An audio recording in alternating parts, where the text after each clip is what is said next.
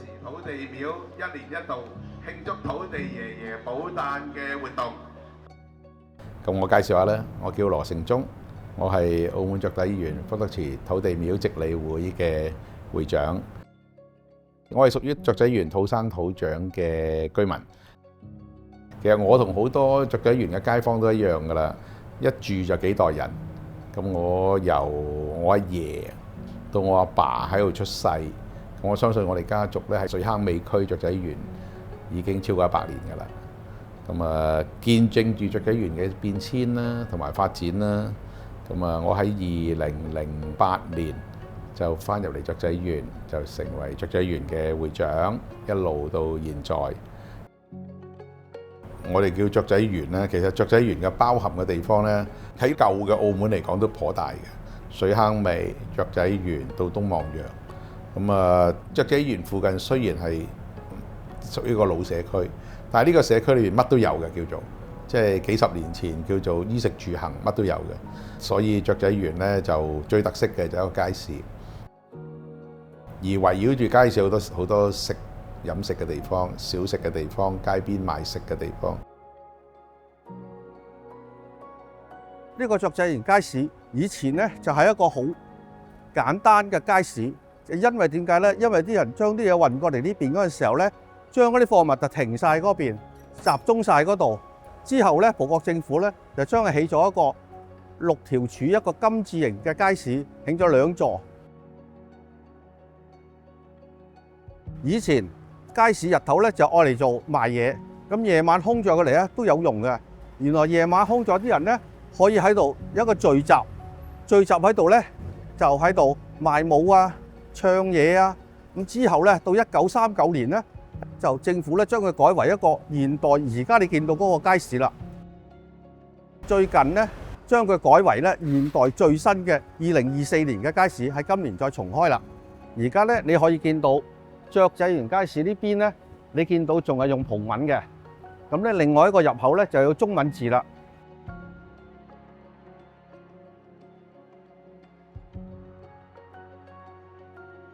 我叫容姐，我喺雀仔園長大嘅。喺雀仔園嗰度咧，經營咗都有40幾年嘅啦。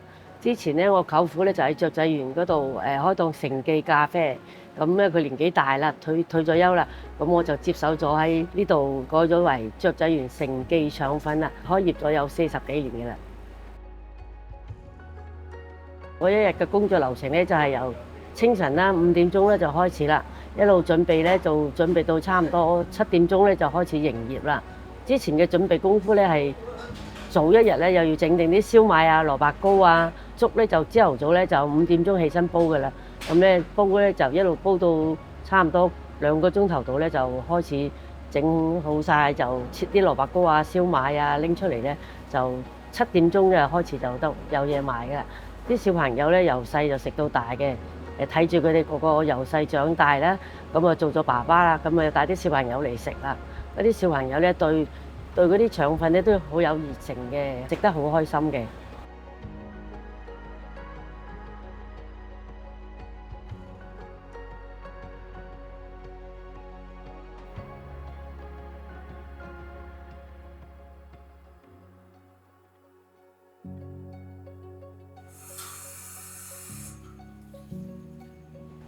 我係雀仔園街市標記豬肉檔嘅老闆基哥。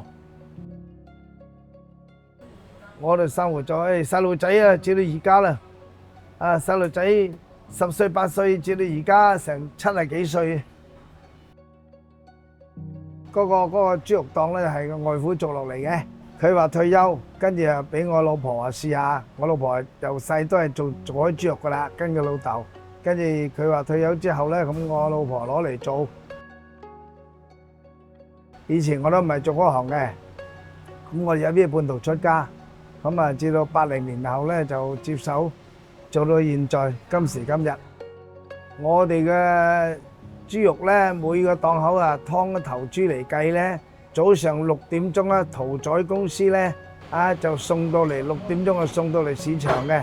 咁我哋自己嗰度係冇伙計嘅，我哋嘅市場個個都係自己自僱人士，咁咧自己托隻豬入嚟，分割之後拆好曬，分割之後咧就掛好一款一款豬扒啊、排骨啊、炒排啊、所謂瘦肉啊、柳梅啊咁啲咁樣掛好曬之後咧，就等啲客人嚟幫襯嚟到揀品種多嘛，嚟到揀啊要整好曬就掛喺度咁樣啦。啲高級酒樓嗰啲係叉燒吸咗油。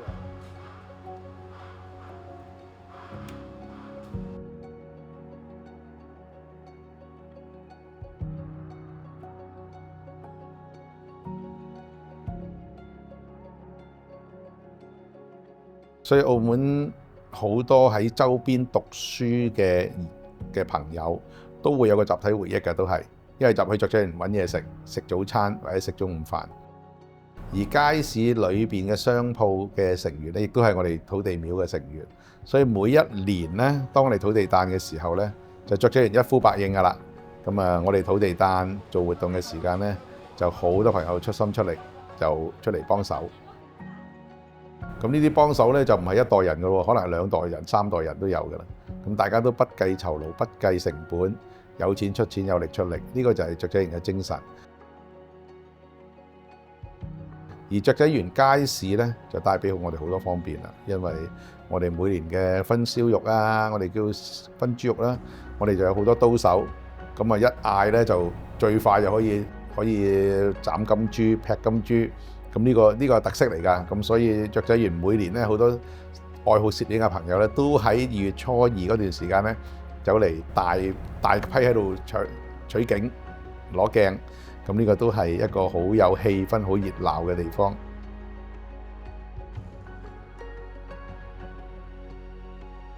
講起土地誕咧，就同搭棚亦都要提啦。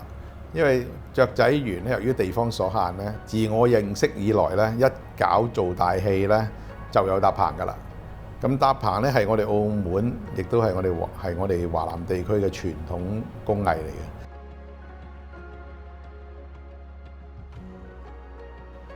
嘅。首先我介紹我本人先啦，我叫李根，係雀仔園一個老街坊。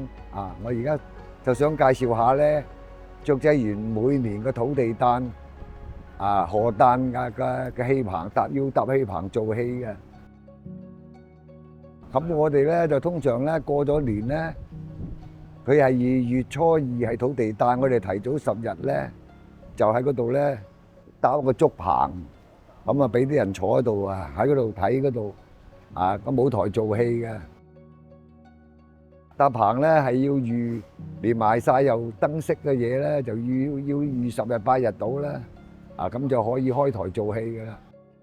以往咧就多數咧就係本地師傅有學師制嘅，而家多數都係國內嚟嘅師傅啦，後生啲咁啊，因為本地咧都冇人入行㗎啦，入行啲老師傅都退休㗎啦。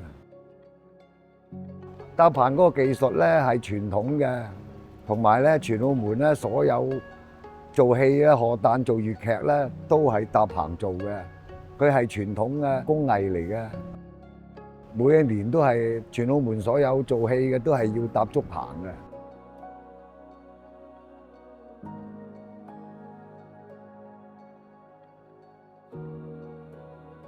咁搭棚咧，即係入咗非物質文化遺產，咁所以佢傳承一路咁傳承落嚟㗎啦。嗰啲師傅都已經係熟晒㗎啦。佢搭棚咧，通常咧就由底下開始上去嘅，喺底下一格一格咁搭到上個頂嗰度，佢跟翻個人個膊頭坐喺度咁高咧，咁一格格咁搭上去，搭到上個頂咧，就通常係斜頂嘅金字頂啦，愛嚟漏水嘅咁樣嗰啲傳統工藝嚟㗎啦。咁係啊，搭好個棚之後咧，因為咧佢本身咧。個竹棚咧喺側邊咧，我先頭講咗一個4方格嘅，咁咧就加埋啲花牌助慶啊，咁樣嘅五光十色啦，就形成咗嗰個棚咧就七彩㗎啦。咁望埋去咧就一定係要舊嘅，係靚過新嘅好多嘅。現時搭棚咧同個花牌咧都係傳統嘅工藝嚟嘅，我希望佢傳承落去啦。嗱，我哋搭棚咧。都好多謝啲街坊咧，因為支持嘅，因為咧有要防盜噶嘛，好多嘢噶嘛。咁咧搭到喺佢面前嘅窗口啊，會擋到多少噶，佢都冇乜所謂噶啦。即係嗰幾日咧，就盡量係幫助完成咗嗰個土地誕個賀誕嘅節目噶啦。咁咧，我希望咧，最後咧就希望嗰啲傳統嘢啦，一路保留落去，咁啊年年咧都見到個土地誕啦，咁有其他啲人咧就一路承傳落去啦，啲街坊啊咁啊。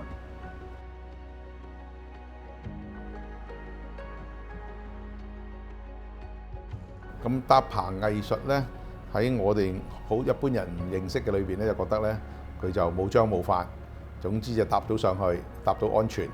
咁查實搭棚咧就好講技術嘅。一支竹點解可以擔到咁多力？佢哋完全有數計嘅。咁呢個就係中國獨特嘅搭棚藝術，亦都係有佢嘅技術含量。咁而搭棚亦都係澳門嘅文化遺產啦。我哋每一年嘅土地誕搭棚就一定有嘅。所以好多朋友都見到個雀仔園搭棚咯，就做戲㗎啦。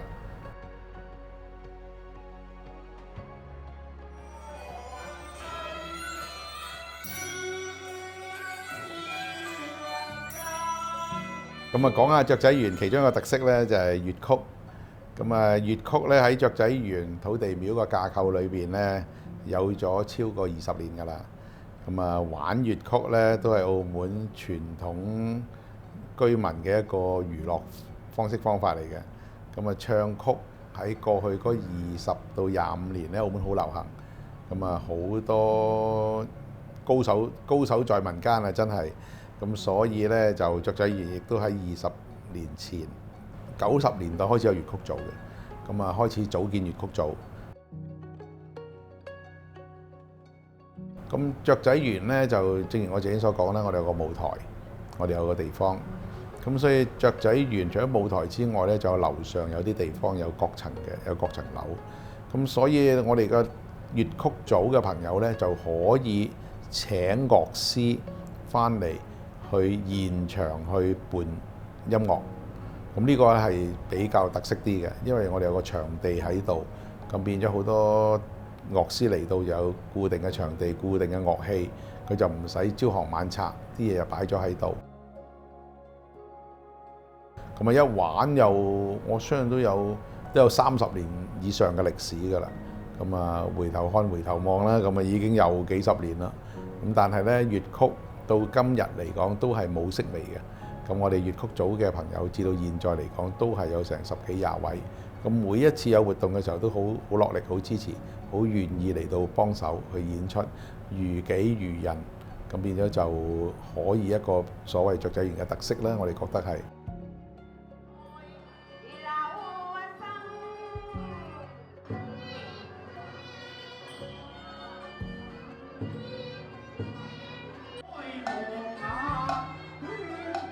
我叫做楊財源，我覺得我係在職之中，我係最老一個廚師。我係已經做咗60幾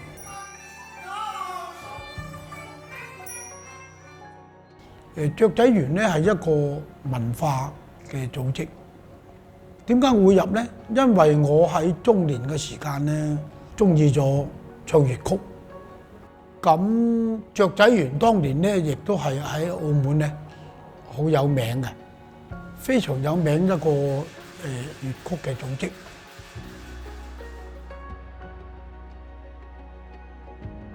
曲藝組嘅成員咧，都經過好多次，佢邀請咗我去參加去演出，所以我參加咗呢個雀仔園嘅值理會。咁因為新一屆嘅值理會咧，佢哋推舉咗我係做咗曲藝組嘅組長。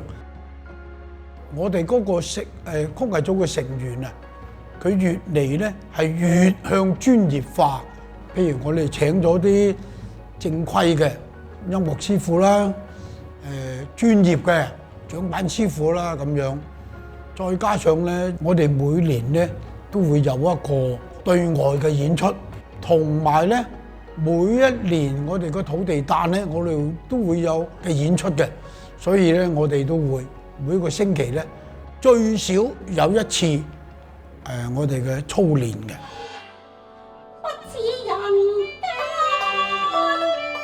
咁我哋曲藝組咧，其實我哋都叫做有啲肩負嘅，即係有個責任嘅。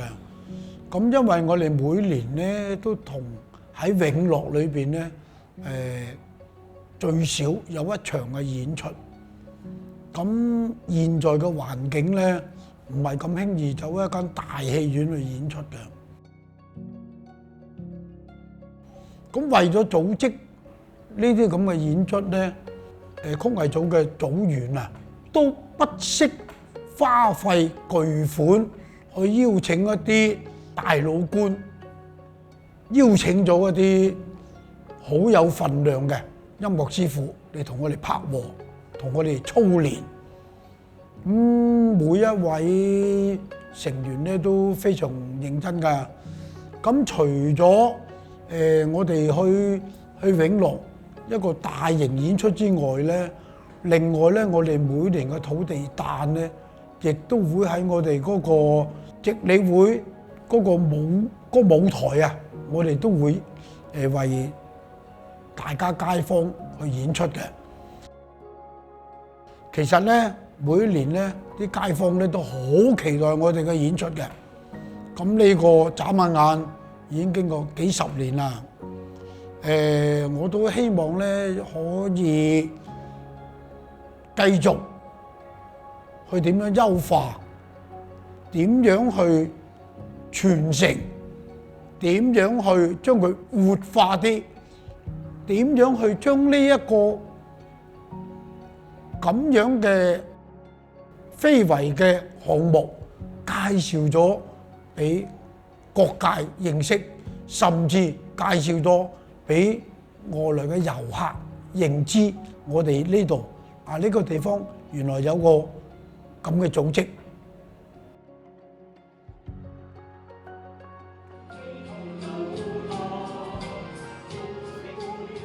金曲組係我哋過去3年成立嘅一個組織，咁呢個主要嘅成員咧都係我哋直理會嘅成員啦、理監事會嘅成員啦、街坊啦去組成嘅。咁當時成立金曲組嘅原因咧，就因為大家覺得疫情前後，大家覺得個環境唔係咁理想，氣氛又唔係咁理想，所以成立金曲組，等大家有得發泄下、宣泄下、唱下歌，亦都喺同區唔使走咁遠，有個地方唱歌。咁做咗呢幾年之後咧，發現咧就越做越開心啊！因為凝聚咗有啲除咗自己嘅街坊之外，有啲區外嘅朋友都入嚟玩下、客串下。咁而最緊有個特色嘅地方咧，就有個小舞台。咁個小舞台個效果咧就真係非常之好啦。因為上咗舞台嘅效果咧，就係話等於好似出 show 咁。咁所以好多演出者咧都會好有滿足感，好認真去打扮。咁平時玩嘅時候咧，大家就好隨便啦。但係一出 show 嘅時候咧，就好認真嘅。咁我哋每年都會搞呢個金曲梅之音，咁今年已經係第3年去搞啦。每一次有呢個活動推動嘅時候，都有超過20名歌手嚟參加㗎。咁呢個係好難得㗎。最近呢一次就因為早2日一路落住雨，擔住遮都要玩，咁呢個都係睇到大家嘅熱情，而且大家證明大家對呢個地方嘅渴求，咁所以我哋未來咧都要多啲用呢個小舞台作演出，呢個係我哋嘅希望。起碼有3個都參加過中年好聲音2嘅歌手會上台為大家表演嘅，所以大家好好欣賞，好嘛？期待啊！你哋。我係李建明，我係雀仔園福德祠直理會嘅副會長。咁我亦都係雀仔園福德祠金曲組嘅創辦人啦。咁其實都係因應呢個潮流啦。咁近呢幾年，澳門街呢個金曲呢個活動咧就好興起嘅。咁啱算我哋個會裏邊又有好多會員對金曲呢個文化都好中意咁樣。咁我自己本人咧就早幾年經已跟咗我哋嘅澳門歌手麥素華師傅啦。跟佢嘅就玩呢個金曲都玩咗一排嘅。咁啲會員就知道我有玩呢樣嘢啦，就叫我發起下，不如我哋自己嘅會搞翻個金曲組咁樣，大家可以多啲同一啲街坊啊或者會員聯誼下咁啦。咁平時我哋每個禮拜咧都會定期有1-2日咧係上嚟個會址度練歌嘅。咁我哋而家暫時最主要嘅項目咧就係嘅演出咧就係一個11月嘅每一年嘅荷蘭園巡禮啦嘅金曲夜啦。咁啊，同埋我哋嘅最要就係做我哋嘅每一年嘅土地誕嗰個慶功宴啦。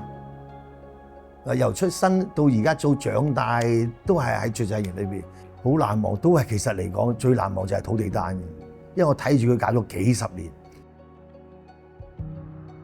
因為我哋每年土地誕咧，個個都係用心用力去做好呢個盛事嘅，係不計自己嘅辛苦啊、時間啊咁樣。咁啊，所以呢樣嘢就係俾我一個最近一個感受就係咁樣咯。其實都係大家嘅努力，同埋大家嘅係啦。因為我哋做一場咁嘅 show 咧，都唔係話容易嘅。你話如果自己淨係自己嘅組裏邊啲人玩咧，咁就容易啲。但係夠唔夠吸引咧？係咪？咁所以我哋好多時都要想盡辦法去睇下。係喺冇資源嘅方面，嘅方面之外，去請一啲比較澳門知名啲嘅歌手嚟幫手去做呢個表演，所以呢樣嘢係都係大家嘅努力咯。嚟咗即係我哋做咗2年㗎啦，咁2年我哋請嗰啲歌手咧，佢嚟到表演完啦，表演完之後咧，佢嘅翻嚟俾我哋嘅回應都係話都好開心，好熱鬧，佢都好想嚟呢度即係再次演出。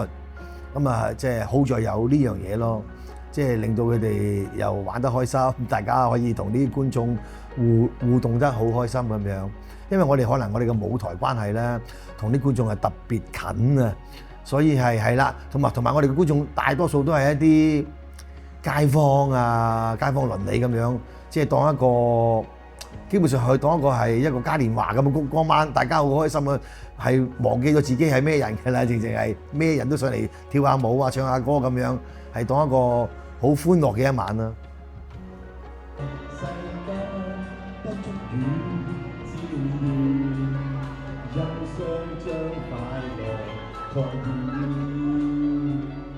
而土地誕裏邊咧，每年2月初2嘅土地誕咧，我有7天嘅活動嘅。咁第一日開始嘅時間咧，我哋會有個記者招待會。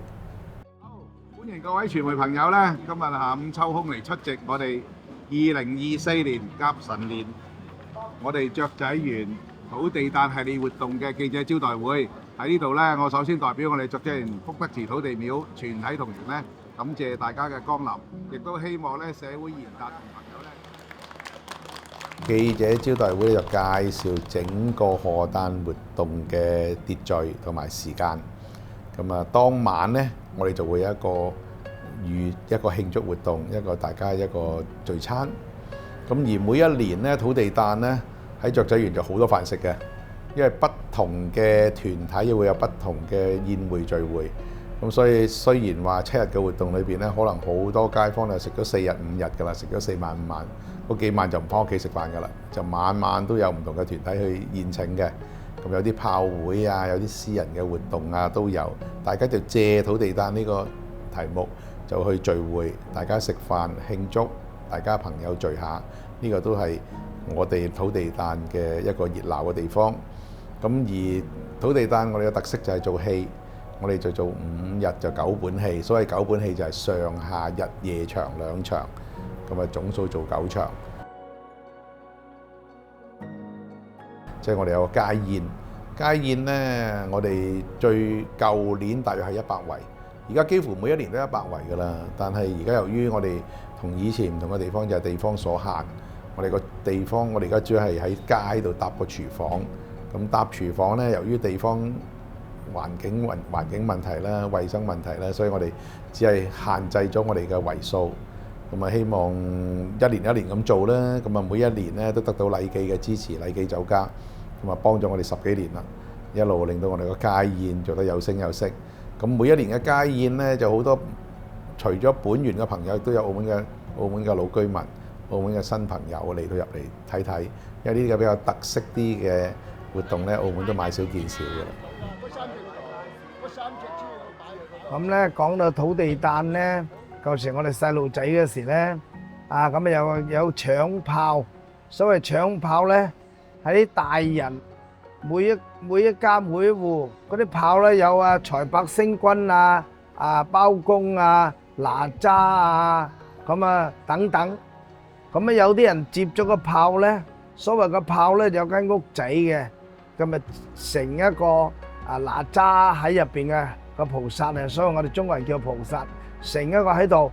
咁我今年譬如我今年擁炮咁燒個炮之後咧，嘣上去嘅半天，然後跌翻落嚟嗰度大幾炮，譬如大陸炮係哪吒咁樣，咁你接到佢翻去咧，供奉佢每年嘅2月初二拎翻出嚟還炮叫做。咁咧你認為我今年接咗個哪吒翻去喎，我今年順境喎，咁樣我出年又要想去邀請佢翻去屋企供奉喎，咁咧所謂要搶炮啦。咁譬如大陸炮係哪吒咁樣，咁一嘣一聲上到半天嘅跌翻落嚟咧，就啲大人咧走去擁啦，走去搶啦，所以叫做搶炮。搶咗炮之後咧，就抬翻屋企咧。咁我哋細路仔嗰段時間咧，有啲係打查查，有啲係抬炮嘅。咁打鑼同埋打查查。咁抬炮就舒服啲，我認為。點解咧？抬咧有成4個人抬嘅，有輛好似皇帝出巡咁樣，係張木膠椅，咁成個炮喺度，咁抬佢翻去。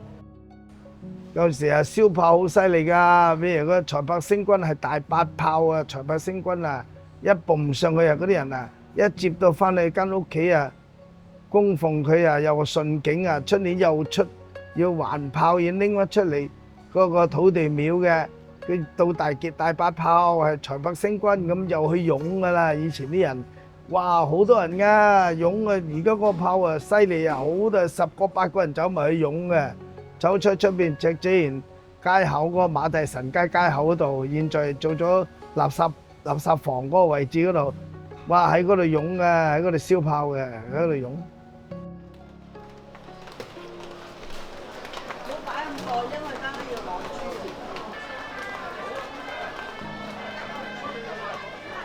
珠。雀仔園每一年嘅土地誕咧，我哋個街坊鄰里咧都好有熱誠嚟幫手嘅。譬如拜參神舞獅即係各有各嘅部位唔同咯。我就主要就係負責廟裏邊啲香同埋分豬肉嗰啲嘅流程咯。初5咧敬老宴咧，我哋個個咧就負責帶啲老人家埋席同埋乾下餸拎下嘢咧，就幫啲老人家夾下餸斟下茶咁樣，等啲老人家食得開心。仲有我哋個會咧就每一個老人家65歲咧就派一份禮物俾佢，我哋仲要同佢送到佢屋企同埋送佢去搭車，等啲老人家咧就開開心心咁食飽就返屋企。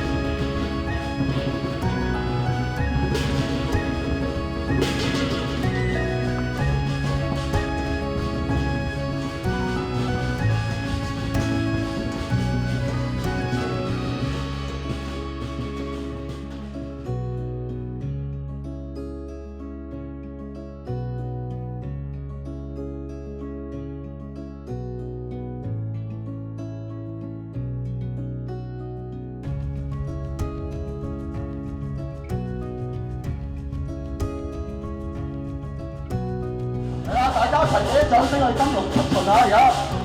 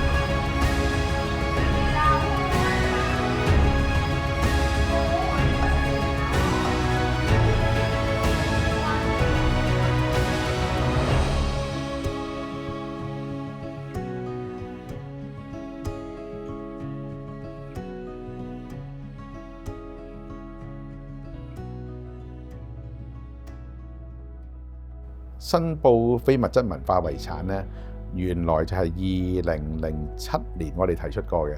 當時因為澳門開始有非物質文化遺產，政府部門特別係文化局開始注重呢一方面，澳門呢個民生上嘅本土文化。咁我哋亦都希望當時係幻想同埋理想嚟嘅啫，就係希望將土地信俗文化就列入去澳門特區嘅非物質文化遺產。咁啊，經過好多年嘅努力啦。咁啊，亦都經過各方面朋友嘅協調咧，因為澳門咧土地廟有好多，大比較有規模嘅土地廟咧，最少都有三個組織，一個就係我哋雀仔園啦，另外一個就係麻子街沙梨頭嘅土地廟啦，再有嘅就係下環街嘅土地廟。而三個土地廟裏邊咧，年紀最細嘅、最新嘅就雀仔園。但係雀仔園由於個地理環境所嘅有關咧，所以雀仔園就個氣氛係特別濃烈㗎。佢嗰個好似一個圍里咁，特別係雀仔園嘅喺嗰個城市規劃裏邊咧，係屬於澳葡年代早期嘅城市規劃，所以雀仔園好特殊㗎。入到雀仔園咧，中橫交錯係好有秩序嘅，而汽車嘅動線亦都好有秩序嘅。亦都睇到當年葡國人在喺澳門嘅時候咧，亦都放個心機、放個心思，將雀仔園做嗰個規劃。而雀仔園咧就有一塊好特色嘅牌匾啦，就係當年嘅澳門總督係特別同意准許華人當地嘅我哋雀仔園區嘅華人喺雀仔園起翻重建呢個土地廟，因為同土地廟相關嘅歷史就係話咧，我哋喺18幾年嘅時候咧，曾經有個瘟疫嘅澳門，咁雀仔園都一樣係出現咗呢個問題。咁瘟疫之後咧就當年就衞生條件唔係咁好啦，比較簡單啲嘅做法就係放火，一把火燒晒佢。咁燒晒嘢之後重建啦，要重建呢，我哋嘅前輩就好齊心，就聯名向澳葡政府，當年嘅葡國人政府申請喺個原地或者附近，我相信係附近嘅。而家個位置係當時政府規劃咗條路同埋社區個嗰個城市規劃之後，先容許我哋喺嗰度建廟嘅。咁啊，一講又百幾年啦。咁而新圍嗰邊咧，我哋就一路努力啦。喺2007年，通過多年嘅努力，亦都通過各方面嘅協調，最終由3個廟作為一個牽頭單位，就係沙梨頭、雀仔園同埋下環3間土地廟作為牽頭單位，而雀仔園作為係嗰個我哋作為係申報嘅主要嘅重點單位啦。咁啊，好幸運，我哋得到澳門特區政府嘅支持，成為澳門嘅非物質文化遺產，亦都喺2021年得到國家同意，俾澳門國家級嘅非物質文化遺產。而雀仔園咧就有幸成為呢一個承接呢個非物質文化遺產嘅單位。咁呢個我哋收到呢個信息之後，我哋覺得責任重大啊，因為土地信俗喺澳門都係深入民心，因為有澳門大部分嘅市民都有承土地、拜土地嘅習慣，特別係做生意嘅朋友。我哋其實喺馬路啊、行街啊都會見到嘅，一啲都唔難見到土地公嘅存在。咁所以土地信俗深入民心，其大家市民對佢嘅信任係非常之高嘅，亦都説明土地爺爺係一個親民嘅神。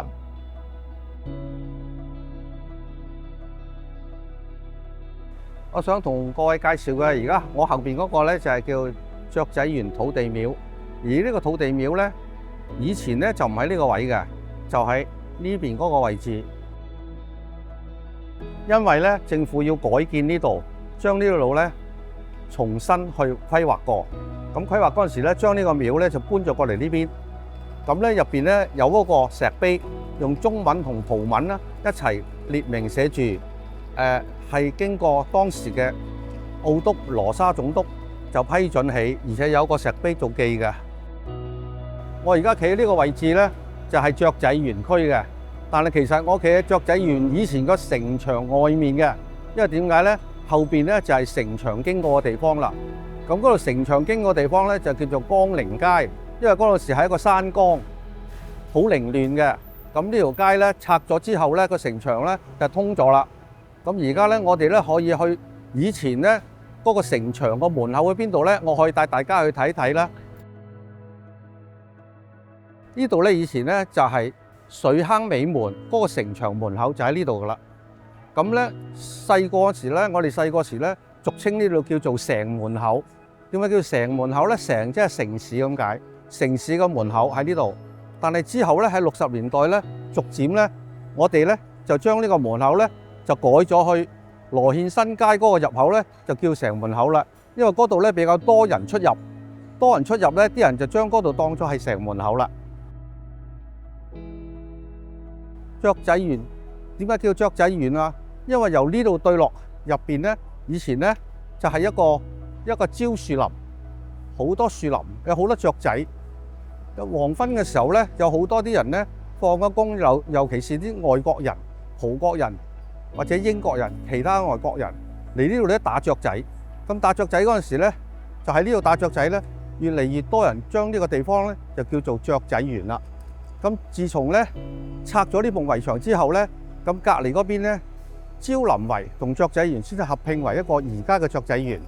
咁呢度以前咧外面咧蕉林圍嗰邊咧就屬於清政府所講嘅，而呢邊咧就屬於葡國政府所管嘅。咁而家咧我哋向上面行，上面咧就係一個好長嘅樓梯級，所以呢個級數咧原來喺全澳門咧係最多樓梯級嘅一個樓梯街。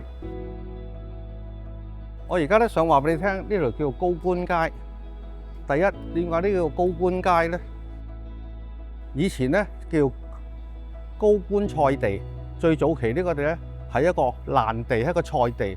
其中有一個主教嚟澳門上任嗰陣時咧，將啲人咧為咗咧表揚佢，就想擺佢個名喺呢個做嗰個街名。但係拉尾覺得咧唔係幾好喎，不如佢有個頭，佢有個高官，即係將個高官擺喺呢度，就叫高官菜地。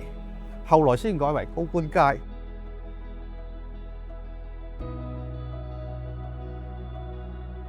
澳門第一個有井型街道嘅地方就喺呢度，將呢度咧井井有條咁樣，一條橫街、一條直街、一條橫街咁樣，就喺呢度整出嚟啦。呢度一共有20幾條街，咁而咧呢啲街咧就逐漸咧就同以前嘅街道咧有啲唔同，又拆咗咧，又開咗啦，有啲咧就舊嘅名咧就改咗啦。咁好似而家我哋企喺呢條咧就係叫做羅獻新街。咁呢條羅獻新街就紀念當時嗰個澳督羅沙澳督就係開發呢度，同埋搬個廟，咁將呢條街咧改咗佢個名。向上面行嗰條咧叫做東望洋新街。咁東望洋新街咧，原來咧佢一住有好多咧土生葡人或者葡國人，原因咧佢嘅左手邊咧就係軍營。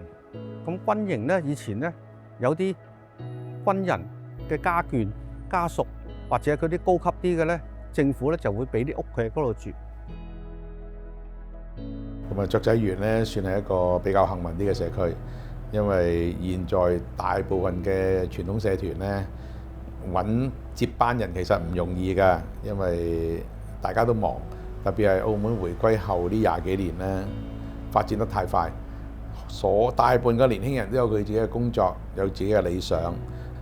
我哋算係幸運嘅一個，我哋有10幾20位年輕人，咁佢哋有佢哋嘅朋友帶動佢嘅朋友，咁我哋好容易睇到啦，包括我哋嘅理事長都係年輕人，咁我哋嘅青年組嘅年輕人咧有10幾位，咁呢啲年輕人咧都係喺活動嘅時候願意出嚟無條件嘅幫手，即係無償嘅支持，亦都有好多新嘅想法。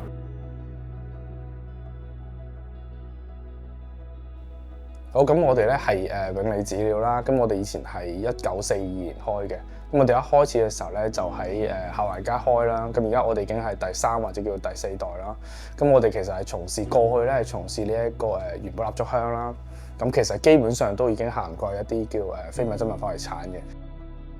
咁其實呢個產業已經係一個式微嘅一個狀態啦。咁我哋點樣喺現代已經唔需要呢一啲手工業嘅一個狀態嘅時候，我哋點樣去做一個創新啊、轉型啊，令到呢啲過去嘅手工業、過去嘅產業可以回復翻到呢一個現代嘅日常生活或者日常生活用品嘅一個關係啦。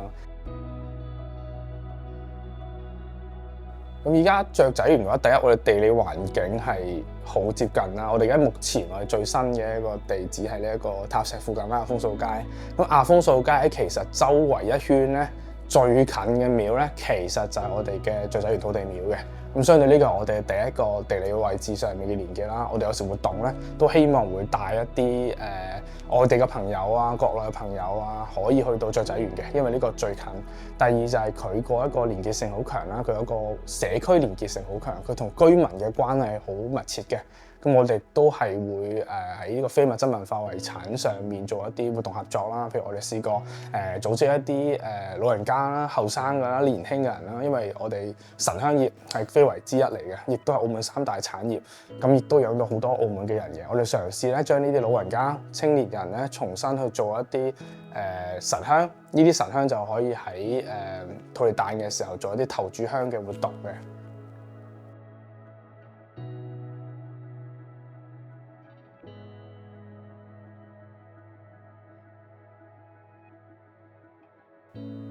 咁其實雀仔園咧，我自己覺得自己好熟嘅，一直以嚟咁多年，每個禮拜6日都去。咁到而家我鋪頭喺附近啦，咁更加成日去嘅。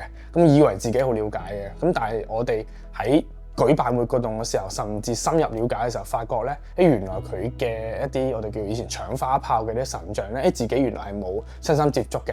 咁更加咧係冇機會接觸嘅。咁有一次機會，佢哋要重新去做嗰個櫃嘅時候咧，我哋去搬呢啲神像嘅時候，我哋近距離睇咗之後咧，原來個數量咧遠超過自己嘅。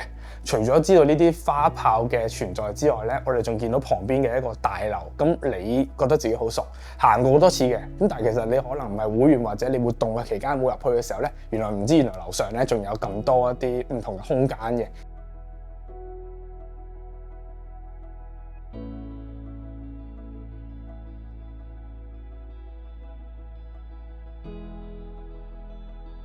大家好，我係 Hugo 劉永超啦。咁我係呢間蓮花咖啡廠嘅負責人。咁我哋呢間咖啡廠咧係07年成立嘅，咁已經係有一定嘅呢個歷史啦喺澳門。我以前細細個咧就喺雀仔園嗰邊有生活過一段時間啦。咁樣以前爸爸會成日喺雀仔園嗰邊，咁樣可能一啲街邊嘅餐廳啊，會得閒飲杯咖啡啊。食件包啊咁樣，咁其實我哋會覺得雀仔園係一個好有人情味嘅一個地方啦。咁樣所以細細個咁樣可能影響咧，就會覺得原來咖啡可能喺呢一度可能都係一件有溫度嘅事喎。咁樣大個咗啦，咁樣我都希望可以經過我哋自己嘅產業啦，將咖啡然之後包裝成一啲土地信俗嘅嘢，或者一啲新嘅傳承文化嘅嘢，可以將呢一樣我哋嘅信俗文化傳播俾呢個大眾啦，同埋更年輕嘅消費者啦，都希望可以借由我哋嘅產品啦，希望可以吸引到更多消費者嚟參加我哋嘅土地信俗嘅活動啦，或者更多嘅一啲傳承嘅一啲文化上嘅嘢啊，希望可以借由咁樣可以讓更多人去認識到我哋嘅呢個土地信俗。咁我認為雀仔園其實而家喺現代呢個社會入邊咧，係一個好難得嘅一個好有溫度嘅地方。因為點解咧？雖然我哋喺雀仔園以前生活過一段時間啦，咁而家已經搬咗出去啦。咁樣但係翻到去嗰陣時，依然都感受到大家街坊啊、朋友啊一啲好熱情嘅一啲招待啊，同埋打招呼啊咁。咁我認為呢個咁有人情味嘅呢樣事情，其實喺現代呢個社會嚟講，應該係好少噶啦。就好似我哋今次呢個土地信俗咁樣，我哋大家都會好俾心機，或者去做好呢件事情，去每個人負責好每一個部分咁樣，希望將我哋唔單止雀仔園嘅文化，同埋呢個土地嘅信俗去傳承出去。我哋原來澳門有自己嘅一個非物質文化遺產，係一件幾咁值得驕傲嘅事情。咁樣好多唔同嘅嘢，你喺入邊見到，原來一個節日、一個活動入邊，唔單止係一啲老人家或者一啲好傳統嘅人士先去參與一件事情喎。咁樣都會見到我哋嘅土地文化站入面會越嚟越多新嘅年輕人嘅元素啦，譬如我哋嘅咖啡啦，譬如我哋嘅線香啦，希望將我哋嘅土地文化辦咁樣去傳揚出去，希望可以俾更多嘅人去認識到我哋。咁啊，雀仔園咧，所謂有人情味嘅地方就係話，雀仔園好多我哋嘅街坊朋友咧，一住就幾代人，即係好似我哋住4代人、5代人，即係3代嘅都好多噶。即係我哋每一年，我哋土地誕嘅活動裏邊，見翻啲街坊傾起偈，就係由阿爺或者太爺開始住到現在。咁有啲咧，直情係住喺同一個地址啊，住咗幾十年嘅同一個地址都有。咁啊，跟住就開枝散葉。年輕嘅就搬咗去第二個區啊、余一文啊都有，但係好多咧都係每同土地誕就會翻嚟噶啦，翻嚟見下啲朋友，拜下土地。雀仔園因為啲人咧唔知點解咧好齊心嘅，雀仔園啲人一有咩土地誕咧，哇個個聚集晒啊，又做神功戲啊，又分豬肉啊咁樣啊，個個出去做義務做嘢嘅，就係我認為啊。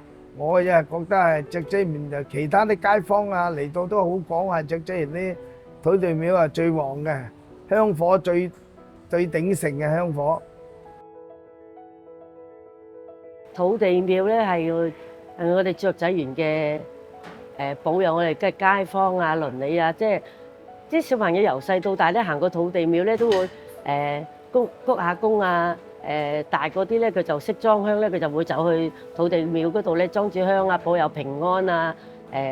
每逢佢哋返學行過路過咧，佢都會去鞠下躬嘅。我咧平時咧初一十五咧就供花啊、供果啊，同埋供香咯。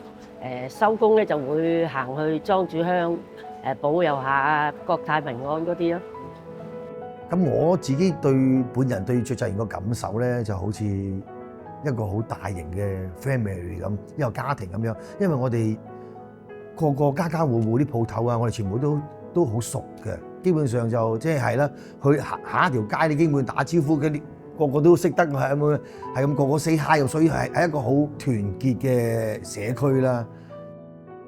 咁我覺得即係雀仔園呢個社區咧，第一佢嘅人情味非常之好嘅。人與人之間咧，甚至大家個街坊咧都好熟悉，好和諧嘅。咁佢哋有咩事、有咩糾紛咧，其實都係嚟到土地廟尋求一個解決。咁而土地廟咧就好有特色嘅，喺街坊裏邊咧就我哋自細啦，就係話小朋友出世啊，快高長大啊，學業進步啊，添丁發財結婚都會去土地廟咧就作個福或者還個願㗎，咁呢個都係至到現在都仲係有呢個習慣嘅。所以雀仔園係好難得一個小地方，雖然一個好細嘅地方，但係好有人情味，好有傳統澳門人嘅人情味。呢個就係雀仔園到現在今日喺唔同嘅社區裏邊有佢嘅雀仔園有佢嘅特色，就係因為有佢個承載住好多人嘅集體回憶。